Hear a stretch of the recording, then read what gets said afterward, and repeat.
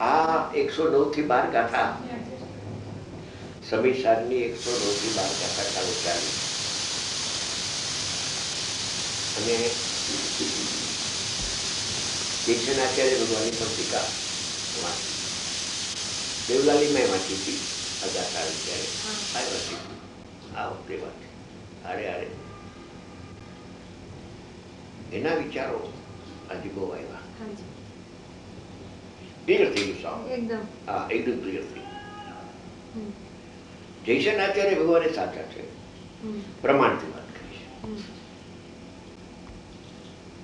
આને નિશ્ચય નહીંની મુખતાથી વાત કરીને વ્યવહારને નિષેધ કર્યો છે.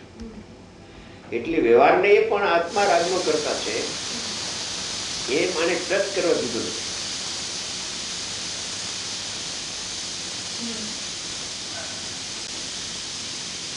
એક પરિણામને એક જ દ્રવ્ય વ્યાપક ભાવે કરે, બેનો વ્યાપક લાગુ નથી પડતો. બરાબર બરાબર. એક પર્યાયનો એક જ દ્રવ્ય કરતા હોય તો એ રાગ જે થાય છે જીવની પર્યાયમાં એ સાંભળે છે, સારું કહેવાય. તો અહીંયા બેસ ને કઈ વાંધો છે આવામાં, સુધારે છે.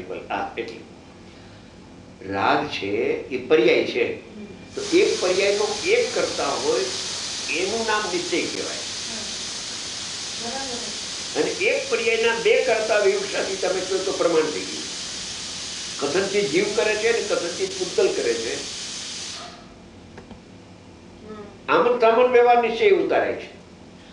અશુદ્ધ નિશ્ચયને એ અથવા વ્યવહારને એ જીવ કરતા છે, અને નિશ્ચયને એ જોવામાં આવે ખરેખર તો પૂતગલ એને કરે છે. એક જ પર્યાયના બે કરતા વિવક્ષાથી પ્રમાણથી. ખરી રીતે તો એક જ કરતા હોય ને, પણ એક કરતા હોય પ્રમાણથી બે કરતા કરે છે, કે છે પ્રમાણથી બે કરતા કહેવાય. એટલે વ્યવહાર થઈ ગયો. પ્રમાણ જે કે છે એ અવતાર છે. પ્રમાણ છે વસ્તુ સ્થિતિને સાચું રજૂ કરી શકતું નથી. કથનચિત લગાડ્યું ને એટલે સરોથા ના આવ્યું. સરોથા વિના વસ્તુની પ્રાપ્તિ થતી નથી. કથનચિત કહીને વ્યવહારનો નિષેધ કરી અને નિશ્ચયના પક્ષમાં આવી અને સિદ્ધ કરે છે વસ્તુ. એટલે તેઓ શ્રીએ શું કહ્યું કે જેવી રીતે દ્રષ્ટાંત આપ્યું કે એક પુત્ર છે એ દેવદત્તાનો કથનચિત ને કથનચિત દેવદત્તનો, એકાંતે દેવદત્તનો નહીં અને એકાંતે દેવદત્તાનો નહીં. એમાં છે એ વાંચ્યું જ કહું તમને, હું સમજુ છું. એટલે કથનચિત એમાં આવ્યું. પછી કહે છે કે હળદર પીળી અને ચૂનો સફેદ, એને બેનો સંગ થતા ત્રીજો રંગ ઉભો થાય, લાલ રંગ. તો એ લાલ રંગ કેનો? ન કરો તમે હળદર નો કહી શકો, ન ચૂના નો કહી શકો. બેના સમાગમથી થયું. એટલે કથનચિત એ હળદર નો ભાવ છે અને કથનચિત ચૂના નો ભાવ. એમાં નથી ઉતાર્યું બે, આ તો હું બે ઉતાર્યું. પેલા પુત્રમાં ઉતાર્યું છે, આમાં નથી ઉતાર્યું. સમજી ગયા? પણ એક પર્યાયને પ્રમાણથી જુઓ તો કથનચિત છે. પ્રમાણથી એક પર્યાયને પણ પ્રમાણનો વિષય છે. એક પર્યાય પણ એક રાગની પર્યાય પ્રમાણનો વિષય છે. કથનચિત જીવના પરિણામ અને કથનચિત પૂતગલના પરિણામ. જીવની સત્તામાં થાય છે માટે જીવના પરિણામ, એ ધ્યાન રાખો. જીવની પર્યાયમાં થાય છે માટે જીવના પરિણામ, અને કર્મના સંગે થાય છે માટે કર્મના પરિણામ. આત્માશ્રિત નથી, પૂતગલાશ્રિત છે, જડાશ્રિત છે માટે જડ છે. હવે એ પ્રમાણમાંથી તમે તમારા પ્રયોજનની સિદ્ધિ કરવા માટે શું કરશો? સમ્યક દર્શન પ્રગટ કરવું છે.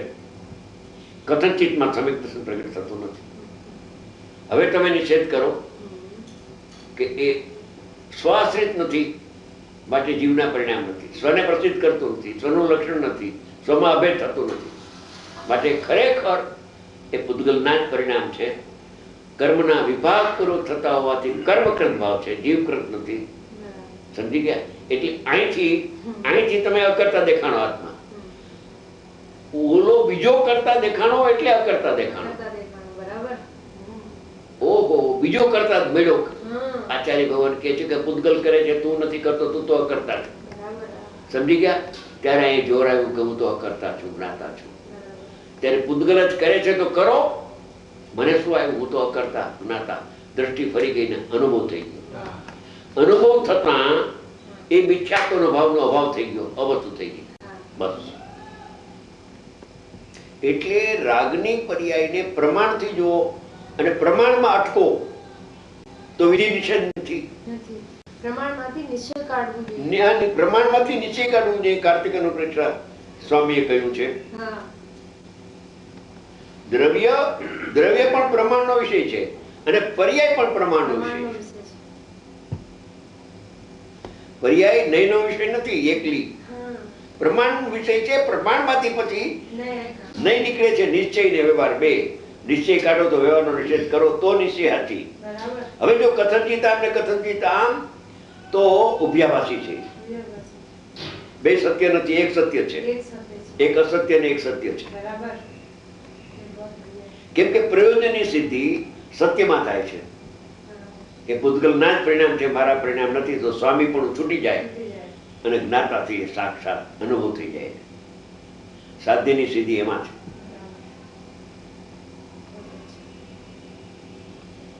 પ્રમાણમાં તો એક પરિણામના બે કરતા દેખાય છે.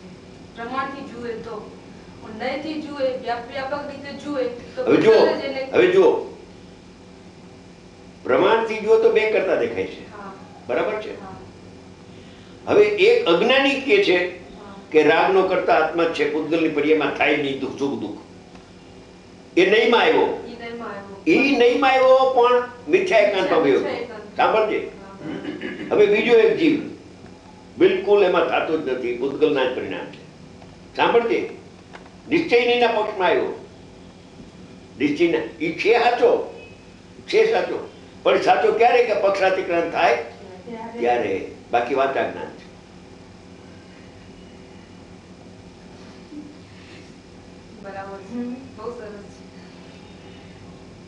નિશ્ચયથી પૂતગલના પરિણામ છે એ અનુભવના કાળમાં દેખાય, અનુભવ વિના ન દેખાય.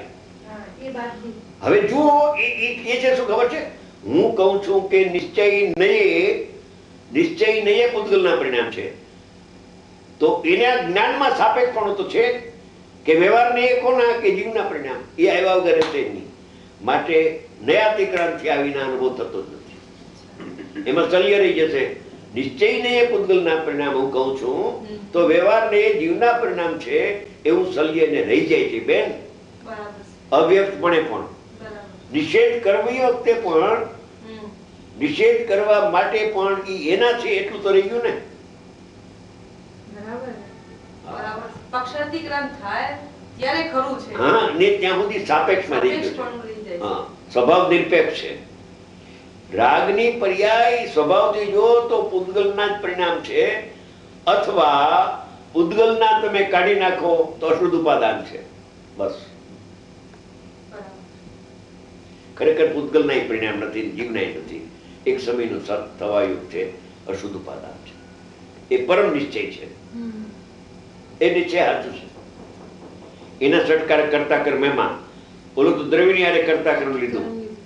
આ પર્યાયનો કરતા પર્યાય છે. એટલે અશુદ્ધ ઉપાદાન એ ટંકોત્કીટ વાત છે, નિર્દોષ વાત છે.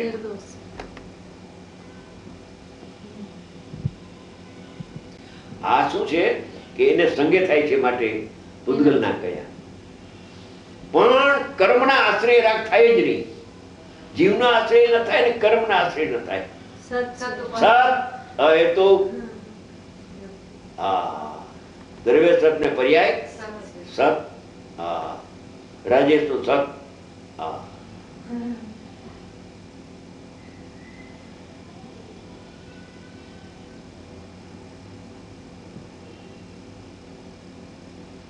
નિરપેક્ષ છે.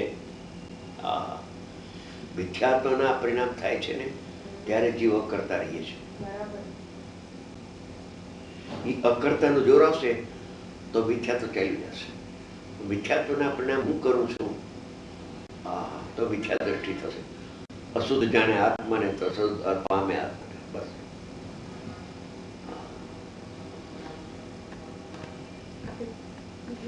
અને મિથ્યાત્વનો અભાવ થયા પછી અનુભવના કાળમાં શુદ્ધ જ્ઞાન પ્રગટ થાય છે. ઈ શુદ્ધ જ્ઞાનમાં નિશ્ચયની વ્યવહાર બે સાધક જાણે છે કે નિશ્ચયથી પૂતગલના પરિણામને વ્યવહારે જીવના પરિણામ. એટલે બે નયનો જ્ઞાતા છે. નય પક્ષ ગ્રહણ કરતો નથી, મધ્યસ્થ છે. શું કહ્યું? નય પક્ષ ગ્રહણ કરતો નથી, એકાંતે પૂતગલના માનતો નથી ને એકાંતે જીવના માનતો નથી.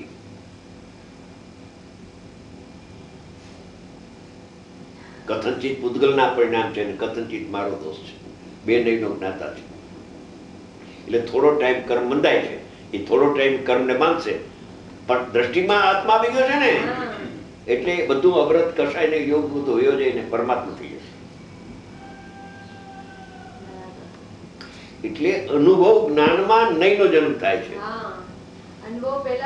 હવે કોઈ કહે કે અનુભવ થયો એ તો પક્ષાતિક્રાંતિ થયો ને નિશ્ચયના જોરે થયો, પછી નિશ્ચય વ્યવહારનું શું કામ છે? એ શુદ્ધ જ્ઞાનનો જન્મ સ્વભાવ જ એવો છે. નિશ્ચય નહીં ને વ્યવહાર નહીં, બે નહીં ઉત્પન્ન થઈ છે. અજ્ઞાન દશામાં નહીં ન હોય, કેવળીને નહીં ન હોય, વિકલ્પમાં નહીં ન હોય, અનુભવ જ્ઞાનમાં પછી નહીં પ્રગટ થાય છે. અતિન્દ્રિય જ્ઞાન અનુભવ થયો પછી સવિકલ્પ દશામાં આવે છે. બે નયનો જ્ઞાતા છે. એટલે એને સ્વચ્છંદ પણ ન થાય, નિશ્ચયાભાસી પણ નહીં અને વ્યવહારાભાસી નહીં. એનું કારણ શું ખબર છે? કેમ નિશ્ચયાભાસી નથી થતો અને કેમ વ્યવહારાભાસી થતો નથી? બે નયને જાણે છે, દોષને જાણે છે, ગુણને જાણે છે અને ગુણીને જાણે છે. દોષને, ગુણને ને ગુણીને, બધાને ત્રણેયને જાણે એક સમયમાં. જ્ઞાયકને જાણે છે, જ્ઞાયક આશ્રય ગુણ પ્રગટ થયો છે થોડો, સ્થિરતા એને જાણે છે અને અસ્થિરતાના પણ રાગને જાણે છે.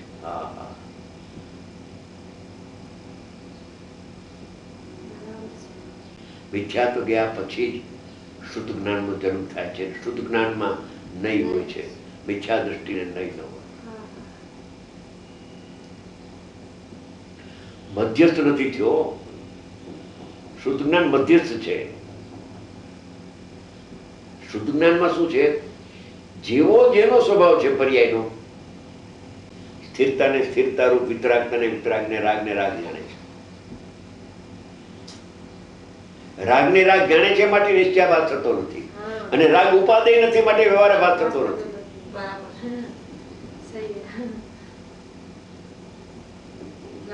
સમ્યક દ્રષ્ટિ રાગને જાણે છે પણ ઉપાદેય પણ જાણતો નથી માટે નિશ્ચયાભાસ થતો નથી. રાગને જાણે છે પણ એનાથી મને લાભ થાય છે એમ માનતો નથી. અને જો રાગને ન જાણે બિલકુલ તો નિશ્ચયાભાસી છે. રાગનો સ્વીકાર જ ન કરે, મને વિતરાગતા થઈ ગઈ છે. નબળાઈના રાગને જાણે માટે નિશ્ચયાભાસ નથી. બે નયોનો જ્ઞાતા છે. 143 ગાથા લખી છે. આ બે હૂબ લખી છે. પક્ષાતિક્રાંત થયા પછી ગાથા કે જેમ કેવળી ભગવાન બે નયનો જ્ઞાતા છે, એમ સાધક થયા પછી બે નયનો જ્ઞાતા રહીએ છે. કોઈ નય પક્ષને ગ્રહણ કરતો નથી. નય પક્ષને ગ્રહણ કરતો નથી એટલે બે નયનું જ્ઞાન છે પણ કોઈ ખેંચતાણ નથી. એને ખેંચતાણ નથી. પર્યાયનો સ્વભાવ, એના બે પ્રકાર, થોડી સ્થિરતા, થોડીક અસ્થિરતા. જાણું છું જેમ છે એમ જાણે. મધ્યસ્થ જ્ઞાન છે.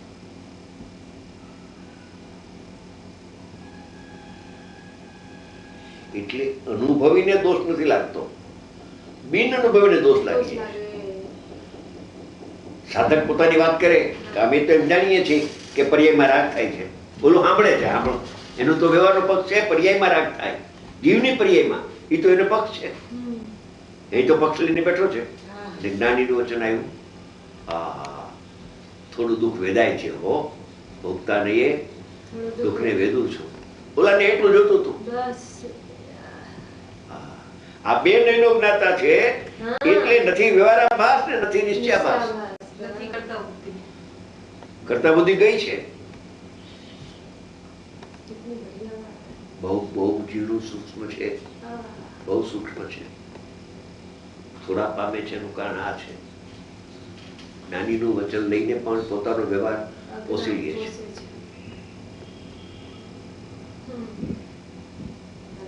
જ્ઞાની બે નયનો જ્ઞાતા હોય, અજ્ઞાની બે નયનો જ્ઞાતા ના હોય. કરતા હોય એ તો કરતા છે.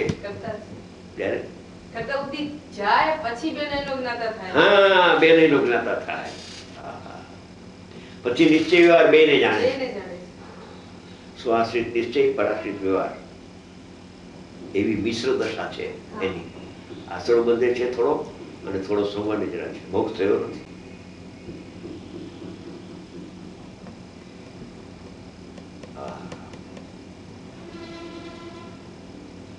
કિશનાચાર્ય ભગવાને